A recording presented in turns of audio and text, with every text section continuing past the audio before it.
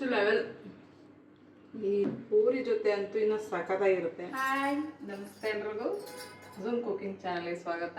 ಇವತ್ತಿನ ರೆಸಿಪಿ ಸೀಮೆ ಬದನೆಕಾಯಿ ಗ್ರೇವಿ ಮಾಡೋದು ಹೇಗೆ ಅಂತ ತೋರಿಸ್ತಾ ಇದ್ದೀನಿ. ಬನ್ನಿ ಏನೇನು ಸಾಮಗ್ರಿಗಳು ಬೇಕು ಅಂತ ನೋಡ್ಕೊಳ್ಳೋಣ. 2 ಸೀಮೆ ಬದನೆಕಾಯಿ, 4 ಟೊಮೆಟೊ ಸಣ್ಣದಾಗಿ ಹಚ್ಚಿಟ್ಕೊಂಡಿರೋದು, ಎಳ್ಳು 2 ಸ್ಪೂನು, ಕಡಲೆ 2 ಸ್ಪೂನು, ಅರ್ಧ ತೆಂಗಿನಕಾಯಿನ ಪೀಸ್ ಮಾಡಿ ಇಟ್ಕೊಂಡಿದ್ದೀನಿ, 1 ಕಡ್ಡಿ ಕರಿಬೇವು, ಒಂದು 4-5 ಹಸಿಮೆಣ್ಸಿನ್ಕಾಯಿ, 10 ಇಲ್ಕು ಬೆಳ್ಳುಳ್ಳಿ, ಒಂದು ಅರ್ಧ ಇಂಚು ಶುಂಠಿ, ಸ್ವಲ್ಪ ಹುಣಸೆಹಣ್ಣು ಒಂದು ಗೋಲಿ ಗಾತ್ರ, ಈರುಳ್ಳಿ ಒಂದು ದೊಡ್ಡದು ಸಣ್ಣದಾಗಿ ಹಚ್ಚಿಟ್ಟಿದ್ದೀನಿ, ಸ್ವಲ್ಪ ಅರಿಶಿನ, ಕೊತ್ತಂಬರಿ ಸೊಪ್ಪು. ಮೊದಲಿಗೆ ರುಬ್ಕೊಳ್ಳೋದು ನೋಡೋಣ. ಹಸಿಮೆಣ್ಸಿನ್ಕಾಯಿ, ಬೆಳ್ಳುಳ್ಳಿ, ಶುಂಠಿ ಹಾಕ್ತಾಯಿದ್ದೀನಿ, ಹುರ್ಗಡ್ಲೆ, ಎಳ್ಳು ಹಾಕ್ಕೊತಾ ಇದ್ದೀನಿ, ಕೊತ್ತಂಬರಿ ಸೊಪ್ಪು, ತೆಂಗಿನಕಾಯಿ, ಹುಣಸೆಹಣ್ಣು. ಇವಾಗ ರುಬ್ಕೊಂಬರೋಣ. ಇದು ರುಬ್ಬಿದಾಗಿದೆ. 2 ಸ್ಪೂನ್ ಎಣ್ಣೆ ಹಾಕ್ಕೊತಾ ಇದ್ದೀನಿ, ಅರ್ಧ ಟೀ ಸ್ಪೂನ್ ಜೀರಿಗೆ, ಈರುಳ್ಳಿ, ಕರಿಬೇವು, ಅರಿಶಿನ.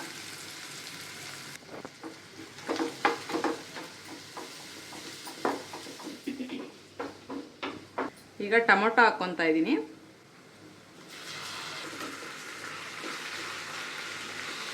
ಟೊಮೊಟೊನ ಬೇಕಾದರೆ ರುಬ್ಬಾಕ್ಕೊಂಡ್ರು ಚೆನ್ನಾಗಿರುತ್ತೆ. ನಾನು ಆದಷ್ಟು ಸಣ್ಣ ಕಟ್ ಮಾಡ್ಕೊಂಡಿದ್ದೀನಿ. ರುಚಿಗೆ ತಕ್ಕಷ್ಟು ಉಪ್ಪು ಹಾಕ್ತಾಯಿದ್ದೀನಿ. ಈಗ ಸೀಮೆ ಬದನೆಕಾಯಿ ಹಾಕ್ತಾಯಿದ್ದೀನಿ.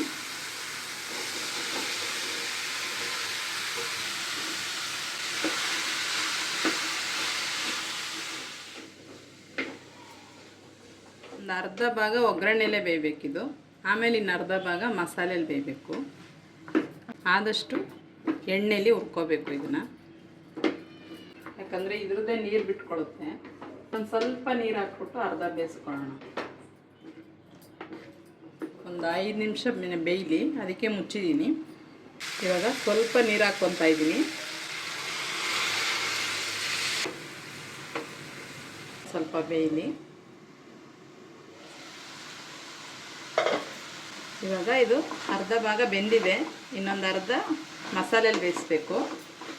ಈಗ ಹಾಕ್ತಾಯಿದ್ದೀನಿ ರುಬ್ಬಿರೋದನ್ನ.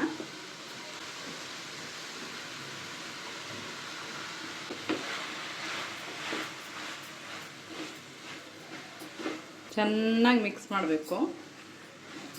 ಇವಾಗ ಇನ್ನೊಂದು ಸ್ವಲ್ಪ ನೀರು ಸೇರಿಸ್ಕೊತೀನಿ. ನೀರು ಹಾಕ್ಕೊತಾ ಇದ್ದೀನಿ. ಇವಾಗ ಸ್ವಲ್ಪ ಬೇಯಲಿ. ಇವಾಗ ನೋಡೋಣ ಇದು ಬೆಂದಿದೆಯಾ ಅಂತ.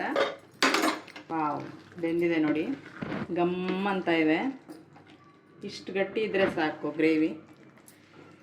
ನೋಡಿ ಚೆನ್ನಾಗಿ ಬೆಂದಿದೆ. ಇವಾಗ ಸರ್ವ್ ಮಾಡೋಣ. ಸ್ಟವ್ ಆಫ್ ಮಾಡ್ಕೊತಾ ಇದ್ದೀನಿ. ನಾನಿಲ್ಲಿ ಚಪಾತಿ ಮಾಡ್ಕೊಂಡಿದ್ದೆ. ನೀವು ಬೇಕಾದ್ರೆ ಇದಕ್ಕೆ ಪೂರಿ ಮಾಡ್ಕೊಳ್ಳಿ. ಪೂರಿ ಸಕ್ಕತ್ ಟೇಸ್ಟ್ ಇರುತ್ತೆ. ಅಕ್ಕಿ ರೊಟ್ಟಿ ಮಾಡ್ಕೊಳ್ಳಿ, ಅದಕ್ಕೂ ಚೆನ್ನಾಗಿರುತ್ತೆ. ಅನ್ನಕ್ಕೆ ಚೆನ್ನಾಗಿರುತ್ತೆ, ಊಟದ ಜೊತೆ ನೆಂಚ್ಕೊಳ್ಳೋಕೆ ಚೆನ್ನಾಗಿರುತ್ತೆ, ಎಲ್ಲದಕ್ಕೂ ಮ್ಯಾಚ್ ಆಗುತ್ತೆ. ಇವಾಗ ಟೇಸ್ಟ್ ಮಾಡಿ ನೋಡೋಣ ಹೇಗಿದೆ ಅಂತ ಅಂದ್ಬಿಟ್ಟು.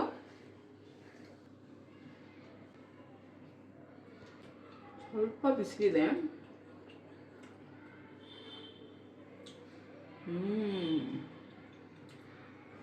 ತುಂಬ ಚೆನ್ನಾಗಿದೆ. ಟೇಸ್ಟ್ ತುಂಬ ಚೆನ್ನಾಗಿ ಬಂದಿದೆ. ಹುಣಸೆಹಣ್ಣು ರಸ ಜಾಸ್ತಿನೂ ಹಾಕ್ಕೋಬೇಡಿ, ಸ್ವಲ್ಪ ಹಾಕ್ಕೊಂಡ್ರೆ ಸಾಕು. ಬಟ್ ಟೇಸ್ಟ್ ಮಾತ್ರ ಸಕ್ಕತ್ತಾಗಿದೆ ನೋಡಿ, ಸಕ್ಕತ್ತಾಗಿದೆ. ಅದೇ ಥರ ನೆಕ್ಸ್ಟ್ ಲೆವೆಲ್. ಈ ಸೀಮೆ ಬದನೆಕಾಯಿ ಯಾರು ಇಷ್ಟಪಡೋದು ಅವ್ರಿಗೆ ಈ ಥರ ಮಾಡಿಕೊಡಿ, ಮತ್ತೊಮ್ಮೆ ಮಾಡಿ ಅಂತ ಹೇಳ್ತಾರೆ. ಅಷ್ಟು ಚೆನ್ನಾಗಿದೆ. ಆಮೇಲೆ ದೋಸೆಗೂ ಅಷ್ಟೇ ಚೆನ್ನಾಗಿರುತ್ತೆ. ಹಾಗೆ ಇದನ್ನು ಗೊಜ್ಜನ್ನ ಅನ್ನಕ್ಕೆ ಕಲ್ಸ್ಕೊತಿದ್ರು ತುಂಬ ಚೆನ್ನಾಗಿರುತ್ತೆ. ಈಸಿ ರೆಸಿಪಿಗಳಿಗಾಗಿ ಝೂಮ್ ಕುಕಿಂಗ್ ಚಾನಲ್ನ ಫಾಲೋ ಮಾಡಿ. ಯಾರ್ಯಾರು ಹೊಸ್ದಾಗಿ ನೋಡ್ತಾ ಇದ್ದೀರಿ ಎಲ್ಲ ಸಬ್ಸ್ಕ್ರೈಬ್ ಮಾಡ್ಕೊಳ್ಳಿ, ಲೈಕ್ ಮಾಡಿ, ಶೇರ್ ಮಾಡಿ, ಹೇಗಿತ್ತು ಅಂತೇಳಿ ಕಮೆಂಟ್ ಮಾಡಿ. ವಿಡಿಯೋ ನೋಡಿದ್ದಕ್ಕಾಗಿ ಧನ್ಯವಾದ. ನೆಕ್ಸ್ಟ್ ವಿಡಿಯೋದಲ್ಲಿ ಸಿಗ್ತೀನಿ. ಬಾಯ್.